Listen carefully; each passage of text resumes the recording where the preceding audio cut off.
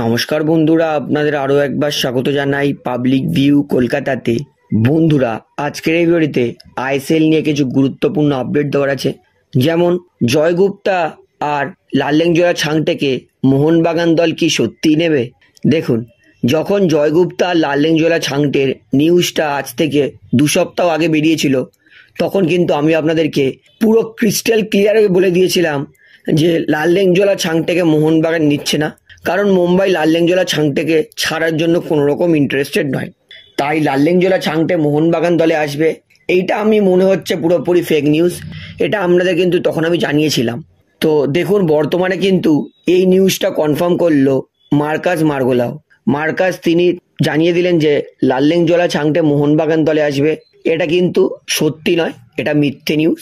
অর্থাৎ আরও একবার বলে দিই, লাললেংজোড়া ছাংটে ভারতীয় এই ফরওয়ার্ডের প্লেয়ার, তাকে কিন্তু মোহনবাগান নিচ্ছে না, কারণ মুম্বাই ছাংটেকে কিন্তু ছাড়বে না। অবশ্যই ছাংটে ওয়ার্ল্ড ক্লাস প্লেয়ার এবং বলতেই পারি এই মুহূর্তে ভারতের সবথেকে বেস্ট ফরওয়ার্ডের প্লেয়ার। ছাংটেকে যদি মোহনবাগান পেত, অবশ্যই মোহনবাগান আরও শক্তিশালী হয়ে যেত। তবে যেটা সত্যি সেটা সত্যি, ছাংটে মোহনবাগান দলে আসবে না, এটাই হচ্ছে সত্যি।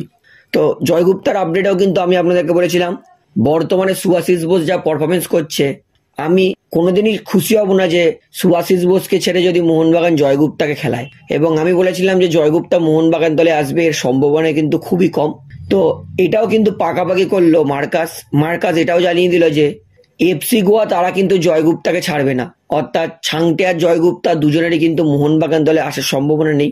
অর্থাৎ যেটা আমি আপনাদেরকে আগেই জানিয়েছিলাম সেটা কিন্তু কনফার্ম করলো মার্কাস। অর্থাৎ জয়গুপ্তা এই লেফট ব্যাকের প্লেয়ার, তাকে কিন্তু মোহনবাগান নেবে না। এবং মোহনবাগান কেন নিতে হবে জয়গুপ্তাকে, যখন সুভাশিস বোস এত ভালো খেলছে?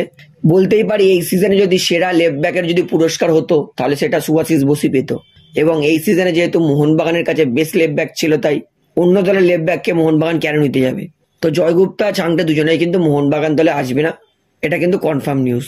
তো বন্ধুরা, এইবারে তার পরের আপডেট দিয়ে এটা হচ্ছে, ডিমি পেড্রোটস মোহনবাগান সমর্থকদের মন জয় করলো। ডিমি পেড্রোটস তিনি কিন্তু জানিয়েছেন যে ডার্বির আগে ইস্টবেঙ্গল ডিমিকে কিন্তু নেওয়ায় ইন্টারেস্ট দেখিয়েছিল। তখন কিন্তু ইস্টবেঙ্গলের সেই কথায় কর্ণপাত করেনি ডিমি তিনি ইস্টবেঙ্গল দলে সই করা নিয়ে প্রশ্ন করায় তিনি বলেছেন, মোহনবাগান হচ্ছে আমার ঘর এবং মোহনবাগান ক্লাব ও সমর্থক হচ্ছে আমার পরিবার। মোহনবাগান যতদিন না আমাকে ছাড়বে, ততদিন আমি মোহনবাগানেই খেলবো, কারণ মোহনবাগান ক্লাবে আমি প্রচণ্ড ভালোবাসা পেয়েছি। আমার জীবনের এত ক্লাবে খেলেছি, তার মধ্যে সেরা ক্লাব মোহনবাগান। যদি ইস্টবেঙ্গল আমাকে ব্ল্যাঙ্ক চেকও দিয়ে দেয়, তাও আমি ইস্টবেঙ্গল দলে সই করব না। এত বড় কথা একটা বিদেশি প্লেয়ার হয়েও বললেন ডিমি পেড্রোটস। অর্থাৎ এর থেকে বোঝাই যাচ্ছে ডিমি পেড্রোটস তিনি কিন্তু মোহনবাগান দলকে মন প্রাণ দিয়ে ভালোবেসেছেন, তার জন্যই তিনি এত বড় কথাটা বলতে পারলেন। অর্থাৎ ডিমি এত বড় বড় ক্লাবে খেলেছে, সেই প্লেয়ার বলছে মোহনবাগান তার জীবনে বেস্ট ক্লাব। অর্থাৎ এই কথায় কিছুটা একটা গুরুত্ব আছেই যে সত্যি হয়তো মোহনবাগান বেস্ট ক্লাব ডিমির কাছে। তো ডিমি মোহনবাগান সমর্থকদের কিন্তু মন জয় করেছে, এতে এক ফোঁটাও সন্দেহ নেই। শুধু কথায় নয়, তার পাশাপাশি খেলাতেও কিন্তু ডিমি মোহনবাগান সমর্থকদের মাঠের নতুন রাজা হয়ে নিজেকে প্রমাণ করে দেখিয়েছেন। তো বন্ধুরা, এইবারে আপনাদেরকে বলি রোজবে চেজমির আপডেটটায়। রোজবে চেজমি তাকে কিন্তু মোহনবাগান অনেকদিন ধরে নেওয়ার চেষ্টা করছে, এবং বলতেই পারি রোজবে চেজমি কিন্তু মোহনবাগান দলের আজ থেকে 2 সিজন আগে দিয়ে টার্গেট। অর্থাৎ আজ থেকে 2 সিজন আগে দিয়ে রোজবে চেজমিকে মোহনবাগান সই করার চেষ্টা করছে।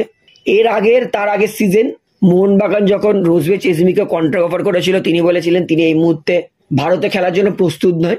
তবে এর আগের সিজনে কিন্তু মোহনবাগান যখন টিম তৈরি করে নিয়েছিল, তখন রোজবে চেজমি তিনি বলেছিলেন তিনি ভারতে ফুটবল খেলতে আসার জন্য রাজি আছেন, কিন্তু তখন মোহনবাগান দল গঠন করেছিল বলে আর রোজবে চেজমির কথায় কান দেয়নি।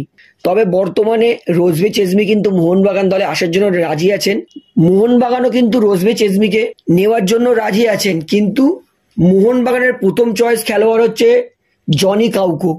যদি মোহনবাগান জনি কাউকোকে রিটেন করেন, মানে জনি কাউকোর সঙ্গে কন্ট্রাক্ট এক্সটেনশন করেন, তাহলে রোজবে চেজমি কিন্তু মোহনবাগান দলে আসার সম্ভাবনা নেই। কোনো কারণে ভাবুন জনি কাউকো নিজের ফিটনেস ধরে রাখতে পারলো না, তাহলে কিন্তু এই 30 বছরের ইরান ন্যাশনালিটির প্লেয়ার, তাকে কিন্তু মোহনবাগান দল সই করতে পারে। অর্থাৎ মোহনবাগানের অবশ্যই প্রথম চয়েস খেলোয়াড় হচ্ছে জনি কাউকো। যদি জনি কাউকোকে কোনোভাবে সই না করতে পারে, তাহলে কিন্তু মোহনবাগান রোজবে চেজমিকে সই করে নেবে। রোজবে চেজমি, এতে কোনো সন্দেহ নেই, দারুণ প্লেয়ার, ডিফেন্সিভ মিডফিল্ডার প্লেয়ার, তবে সেন্টার ব্যাকও খেলতে পারে।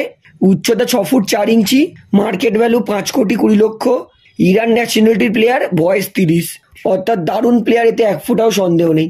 আরও একবার বলেছি রোজবে চেজমিকে নেওয়ার শর্ত কি মোহনবাগানের। তো আশা করি সমস্তটা আপনারা বুঝতে পেরেছেন। তো ভিডিওটা এখানেই শেষ করছি।